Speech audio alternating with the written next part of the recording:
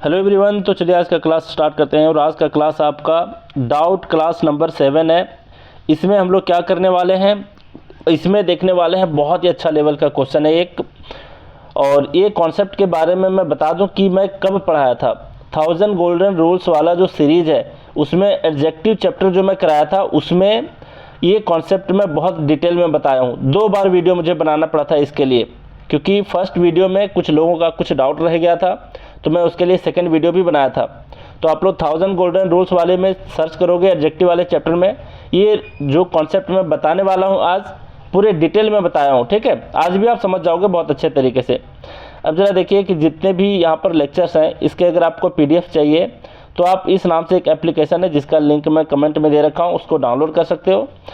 और अगर आपको मेरे से पर्सनल गाइडेंस चाहिए तो आप मुझे इस व्हाट्सअप नंबर पर सिंपली आपको लिखना है पर्सनल गाइडेंस। मैं आपको बता दूंगा इसको ज्वाइन करने के फ़ायदे और इसका क्या प्रोसीजर है।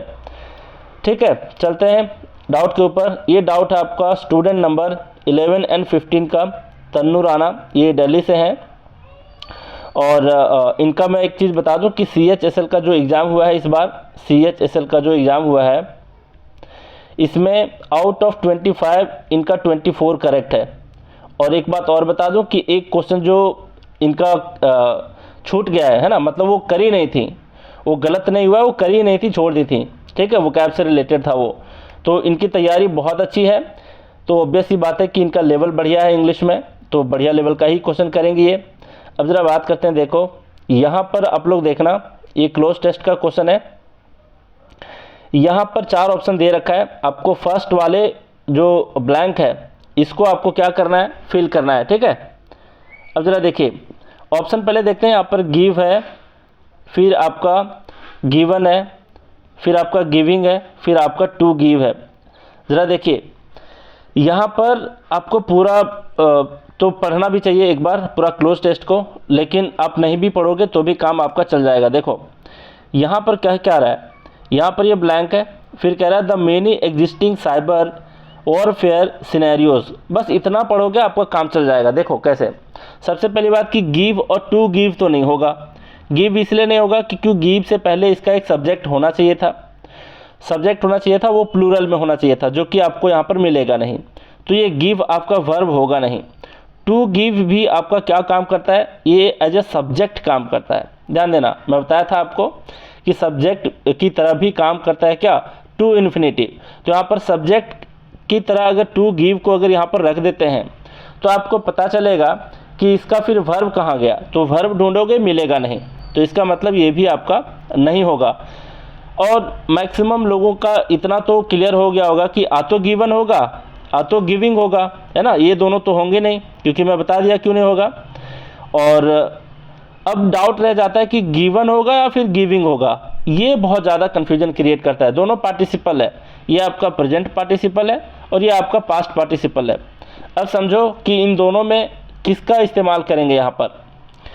तो कॉन्सेप्ट आपका ये कहता है कि जो भी यहाँ पर पार्टिसिपल होगा, यहाँ पर जो भी पार्टिसिपल होगा,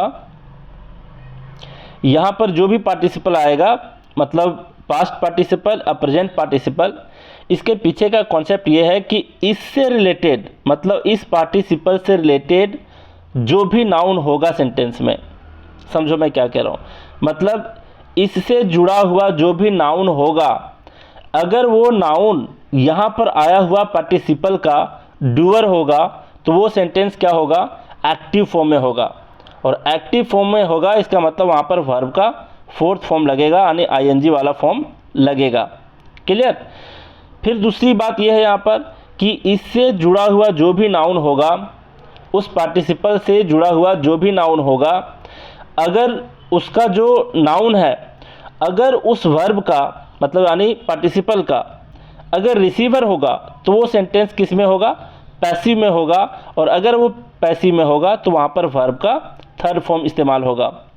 क्लियर। फिर से मैं समझाता हूँ। देखो यहाँ पर कॉन्सेप्ट ये कह रहा है कि जब भी कन्फ्यूजन क्रिएट हो कि वर्ब का थर्ड फॉर्म होगा या फिर वर्ब का फोर्थ फॉर्म होगा, तो ध्यान आपको ये रखना है कि यहाँ पर वर्ब का थर्ड फॉर्म और फोर्थ फॉर्म में जब भी कन्फ्यूजन हो तो ध्यान रखना कि इससे रिलेटेड नाउन क्या है, पहले उसको ढूंढो।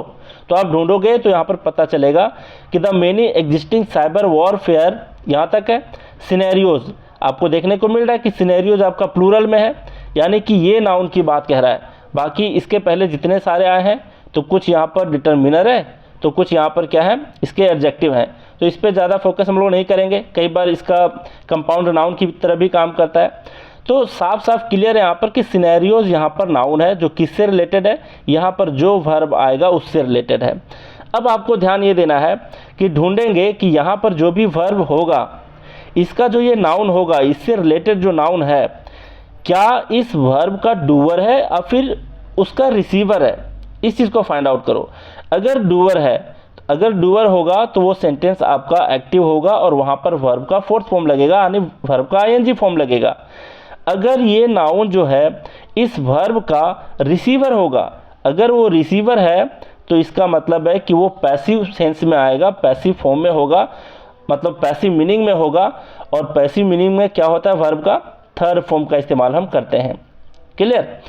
अब अगर ये बात समझ में नहीं आई हो तो मैं आपको अच्छे से समझाता हूँ फिर से दूसरे तरीके से कि डूअर और रिसीवर कहने का क्या मतलब है। जैसे कि अगर यहाँ पर वर्ब का हम चूज करना है कि थर्ड फॉर्म होगा या फिर फोर्थ फॉर्म, तो ढूंढो कि इसका नाउन क्या है इससे रिलेटेड, सिनेरियोज। तो सिनेरियोज, अब आपको ये चेक करना है कि सिनेरियोज जो होगा ये देने का काम करेगा या फिर सिनेरियोज को कहीं दिया गया है। जो भी परिस्थितियां हैं, सिनेरियो है वहाँ की, जो भी परिदृश्य है, परिस्थितियां हैं, उसको दिया जा रहा है या फिर सिनेरियो खुद किसी को कुछ दे रहा है। समझ रहे बात को? अगर ये नाउन सिनेरियो किसी को कुछ दे रहा है यानी कि सेंस एक्टिव में है, एक्टिव सेंस में यानी वर्ब का फोर्थ फॉर्म इस्तेमाल होगा। और अगर सिनेरियोज को दिया गया है, वो खुद देने का काम नहीं कर रहा है, मतलब वो उस एक्शन का रिसीवर है, तो वो सेंटेंस क्या होगा, पैसिव में होगा। पैसिव में होगा इसका मतलब वर्ब का थर्ड फॉर्म का इस्तेमाल होगा। क्लियर यहाँ तक? तो पढ़ने से क्या पता चल रहा है, सिनेरियोज खुद किसी को देने का काम कर रहा है या फिर सिनेरियोज को दिखाया गया है दे करके। समझने वाली बात है। तो सिनेरियोज कोई पर्सन है नहीं जो किसी को कुछ देगा, है ना। देने का सेंस यहाँ पर नहीं आ रहा। किसका आ रहा है कि सिनेरियोज को दिया गया है ना। पैसेज में सिनेरियोज को दिया गया है। समझ में आ रही बात? तो जब दिया गया है इसका मतलब है कि सिनेरियोज जो है, ये जो एक्शन है, देने वाला जो एक्शन है, उसका रिसीवर है, उसका डूअर नहीं है। अगर उसका रिसीवर है यानी कि सेंस किसका आ रहा है, पैसिव का सेंस आ रहा है। पैसिव का सेंस आएगा तो कौन सा वर्ब का फॉर्म होगा, वहाँ पर वर्ब का थर्ड फॉर्म का इस्तेमाल होगा। तो ऑब्वियस सी बात है कि गिवन होगा ना कि गिविंग होगा, इसलिए आंसर सेकंड ऑप्शन इसका करेक्ट आंसर है। ये कॉन्सेप्ट मैं डिटेल में बताया हूँ, फिर से आज आप लोग देख लिए तो पूरा क्लियर हो गया होगा। एक बार फिर से मैं शॉर्ट में निपटा देता हूँ, इसको देख लो कि यहाँ पर जो भी वर्ब का फॉर्म आएगा, वर्ब का थर्ड फॉर्म या फिर वर्ब का फोर्थ फॉर्म, इससे रिलेटेड जो भी नाउन है उसको ढूंढो। ढूंढते हो तो पता चलता है कि यहाँ पर नाउन सिनेरियोज है।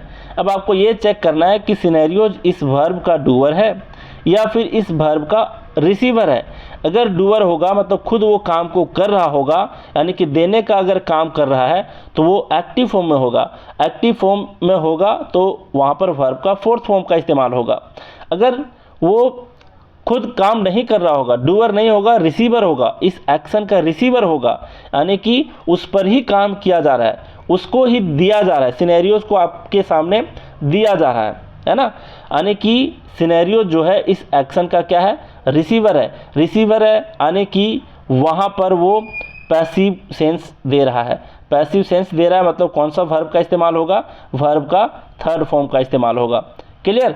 तो मीनिंग के हिसाब से अगर हम पढ़ करके देखते हैं तो पता चलता है कि सिनेरियोज देने का काम नहीं कर रहा है, सिनेरियोज को दिया जा रहा है। अगर सिनेरियोज को दिया जा रहा है मतलब देने का जो एक्शन है उसका ये रिसीवर है, डूअर नहीं है, वो खुद काम नहीं कर रहा है देने का। तो रिसीवर है यानी कि सेंस पैसिव में है, पैसिव में सेंस है, इसका मतलब वर्ब का वहाँ पर थर्ड फॉर्म का इस्तेमाल होगा। क्लियर? तो गिवन होगा ना कि गिविंग होगा। मुझे उम्मीद है आप लोग बहुत अच्छे तरीके से आप लोग इस कॉन्सेप्ट को सीख लिए। अगर सीख गए होंगे तो कमेंट करके ज़रूर बताना कि सीखे या नहीं सीखे, है ना। फिर मैं आपको रेफ़र करूँगा कमेंट में कि कौन सा वीडियो देखना है ताकि आपको पता चल जाए। क्लियर? तो बहुत अच्छे लेवल का क्वेश्चन है ये, जिनकी तैयारी अच्छी हो गई है तो आप अच्छे अच्छे कॉन्सेप्ट सीख रहे हो, बहुत अच्छा लग रहा है मुझे। और इस सीरीज़ में तो जो डिफ़िकल्ट लेवल के जो क्वेश्चंस होते हैं उसी को मैं करा रहा हूँ, इजी वाला तो नहीं करा रहा क्योंकि इजी वाला में तो मैसेज में ही करके सबको बता देता हूँ। तो चलिए, आज भी आप बहुत कुछ सीखे, तो आज का क्लास यहीं रैप अप करते हैं। Thank you very much.